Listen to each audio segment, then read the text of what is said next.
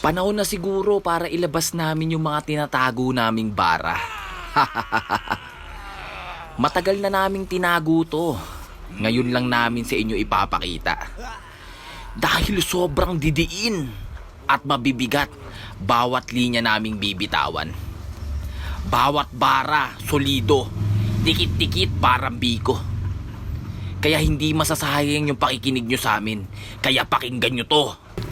Saan ba hahantong yung mga ganitong lakaran? Ako'y nakasapatos tapos nakapantalon. Hindi ko na kasi alam kung saan ako bibili ng buns. Buns na tinapay, kaya pala malawak yung kuryente kasi dumadaloy lagi yung tubig dun sa may inodoro na ginawa kong poste.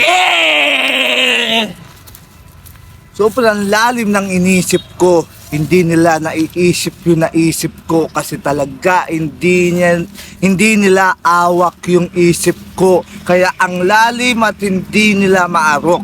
Kasi talaga sa akin hindi nila masundot yung aking narating kasi wala naman silang praning. Kaya ngayon sa akin, lagi ka lang sa akin nakatingin. Sa akin at nakatingin, ang mga halaman ay dadampi sa mga tutubi. Tutubi na kakainin ng mga dinosaur. Kung saan tayo'y pupunta ng trabaho.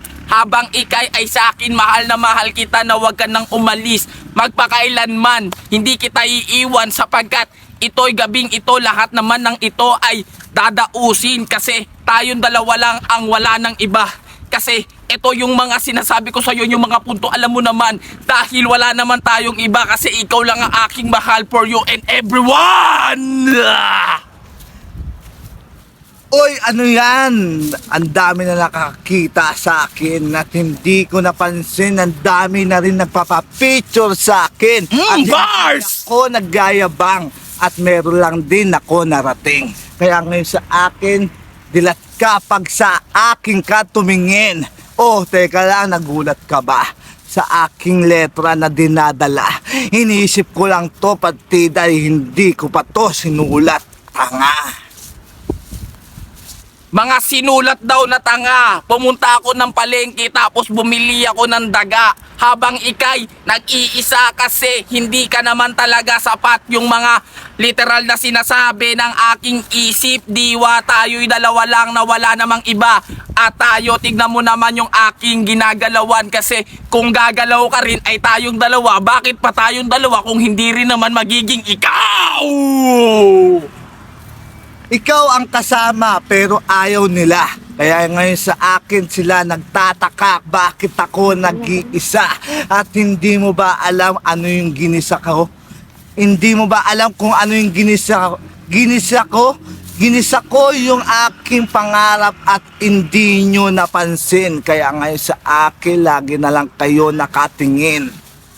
Palagi nakatingin, nagigisa sa uling. Uulingin yung mga bawang tapos kukuhanin yung pakbet para ilalagay sa semento. Papalitadahan ko ng munggo yung bahay para mas matibay kasi pipinturahan ko ng tubig yung lahat ng mga hindi mo nalalaman kasi nandito lang ako sa iyong paligid. Paano mo ko sasabihan ng ganyan?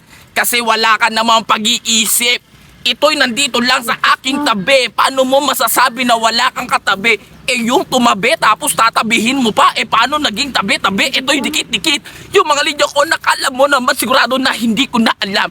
Pero wala pa rin naman yung mga sinasabi mo sa akin dahil ito ay halang!